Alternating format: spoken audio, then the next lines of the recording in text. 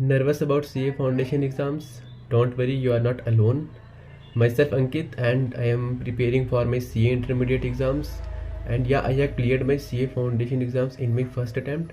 So I know what are the challenges you are facing right now. And I will share some tips, strategies that can help you study effectively over the next 2 months and walk into the exam hall with full confidence.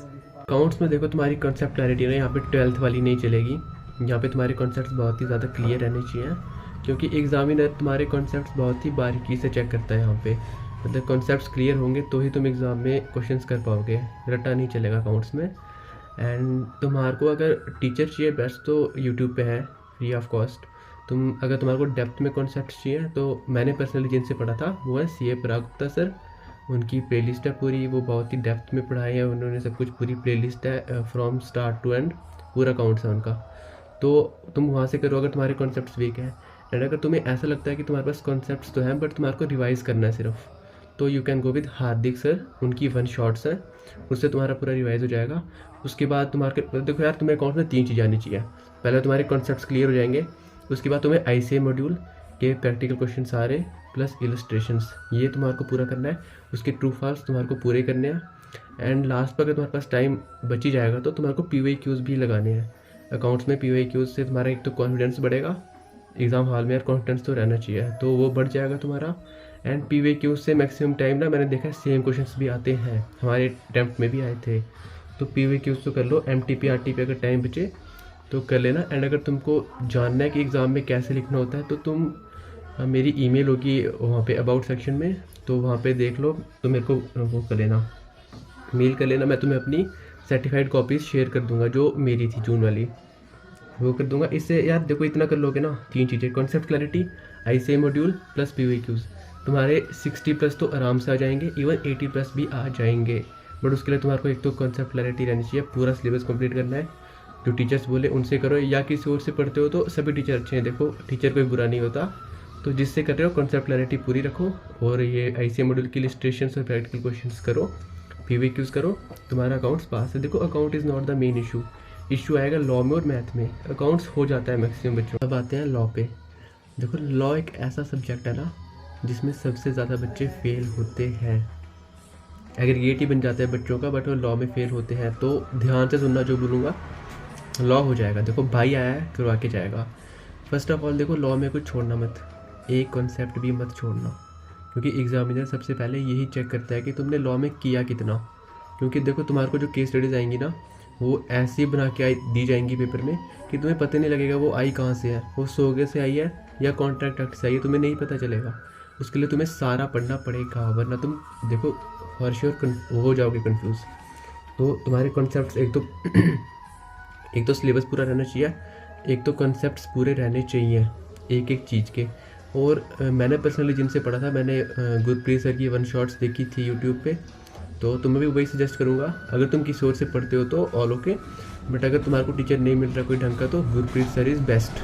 Gurpreet sir से पढ़ो 1 shots. And तुम्हें writing practice भी करनी पड़ेगी, यहाँ पे concept clarity से काम नहीं चलता। जैसे अकाउंट्स में प्रैक्टिस चाहिए होती है वैसे लॉ में भी प्रैक्टिस चाहिए होती है। तो सर किससे करें?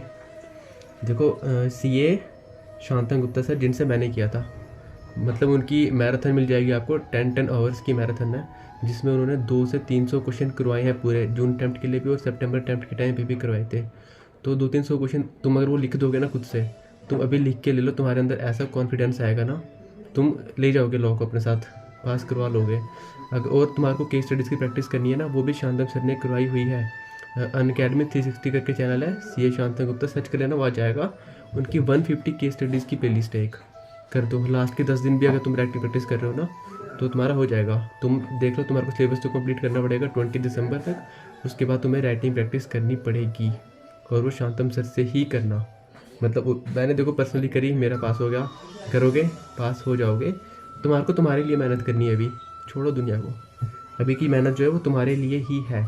और लॉ इज़ द सब्जेक्ट जो डुबा देता है सबको, मैंने देखा है डूबते हुए लॉ में। तो मेरा तो फर्स्ट अटेम्प्ट में होता है, बाकियों की बात कर रहा हूँ, लॉ डुबा देता है, इसलिए लॉ को करो। और बस शानदार सर से पढ़ो, और डेप्थ के लिए गुरप्रीत सर से पढ़ो, तुम्हारा हो जाएगा लॉ। और सर्टिफाइड कॉपीज़ मैं दे दूँगा अपनी, अगर तुम्हारे को चाहिए तो जीमेल कर देना। और PDF वगैरह चाहिए क्वेश्चंस की, टेलीग्राम पे टेक्स्ट कर देना, मैं दे दूँगा। भाई आया है, करवा के जाएगा। Let's talk about maths. देखो पहले तो तुम्हें, अगर तुम नॉन मैथ स्टूडेंट हो ना तो थोड़ी दिक्कत जाएगी, 2 महीने बचे हैं सिर्फ, तुमने अभी तक नहीं पढ़ा है, बट तुम फिर भी कर सकते हो, ट्रस्ट में। मैं मैथ का स्टूडेंट था, मेरे को इतनी दिक्कत नहीं आई थी, मेरा 1 शॉट से काम चल गया था, तुम्हारा नहीं चलेगा अगर तुम नॉन मैथ स्टूडेंट हो तो। फर्स्ट ऑफ ऑल तुम्हें क्या करना है, अनअकैडमी के निशान सर है, उनकी मतलब उनकी प्लेलिस्ट है अनअकैडमी चैनल पे निशान सर की, उनकी पूरी इन डेप्थ पढ़ाया हुआ है उन्होंने, दिन के 2-3 लेक्चर्स देखने पड़ेंगे, देखो। एंड मैथ का पूरा सिलेबस मत करके जाओ, अगर तुम नॉन मैथ स्टूडेंट हो तुम स्टैट्स पूरी कर लो, तुम लॉजिकल रीजनिंग पूरी कर लो, बट मैथ्स का जैसे इंटीग्रेशन हो गया वो सब छोड़ दो, वो तुम्हें समझ आएगा भी नहीं और बहुत ज़्यादा टाइम कंज्यूमिंग है और उसकी वेटेज भी बहुत कम है। तो तुम्हें जिसकी चैप्टर की ज़्यादा वेटेज है ना उसको ज़्यादा प्रायोरिटी देनी पड़ेगी मैथ में, वैसे कर लो, हो जाएगा। और जिनका मैथ था 12th में उनको तो दिक्कत नहीं जाने वाली, स्टैट्स वगैरह कर लो अच्छे से।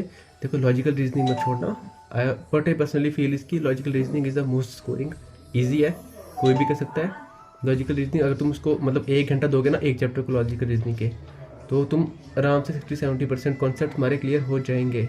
तो लॉजिकल रीजनिंग तो मत छोड़ना, वो तुम्हारे 20 नंबर पक्के करवा के जाएगी। अगर उसमें 17 से 18 भी ला रहे हो ना तो भी ठीक है, बाकी 25 ही बचते हैं, बट तुम्हारा एग्रीगेट ही पड़ेगा मैथ से ही। अगर तुम मैथ के स्टूडेंट हो तो तुम इन डेप्थ वीडियोस देखने की ज़रूरत नहीं है तुम्हें, 1 शॉट्स देखो अनुराग सर की या प्रणव पोपट सर की, 1 शॉट्स देखो।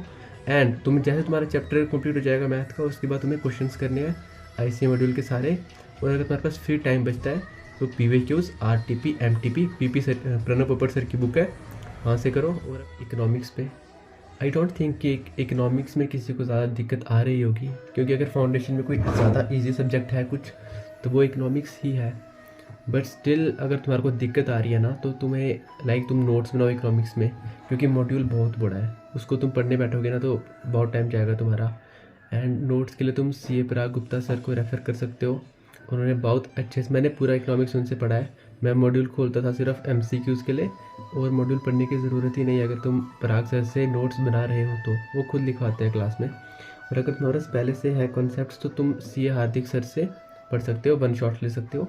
ICA मॉड्यूल के सारे MCQs कर दो, और इम्पॉर्टेंट MCQs रहते हैं, टेलीग्राम पे PDF मिल जाएगी आपको, एंड नहीं है तो मेरे से मांग लेना, तो वहाँ से तुम सारे MCQ कर दो, तुम्हारे इकोनॉमिक्स में आराम से 70-80 मार्क्स आ जाएंगे अभी के बाद अगर तुम कर रहे हो तो।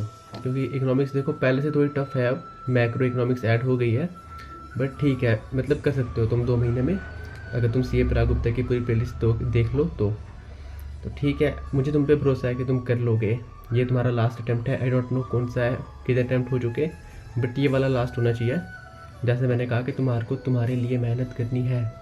मिलेंगे जल्दी इंटरमीडिएट में, ऑल दी बेस्ट आप सबको, अपना ध्यान रखिए, एंड आई नो तुम कर लोगे, तुम पास हो जाओगे जनवरी में ही। और कोई नीड चाहिए हो तो तुम मेरे को टेलीग्राम पे टेक्स्ट कर सकते हो, सर्टिफाइड नोट्स के लिए तुम मेरे को Gmail पे टेक्स्ट कर सकते हो, ठीक है। ऑल दी बेस्ट सबको, अच्छे से एग्ज़ाम देना, आप कर लोगे, आई बिलीव इन यू।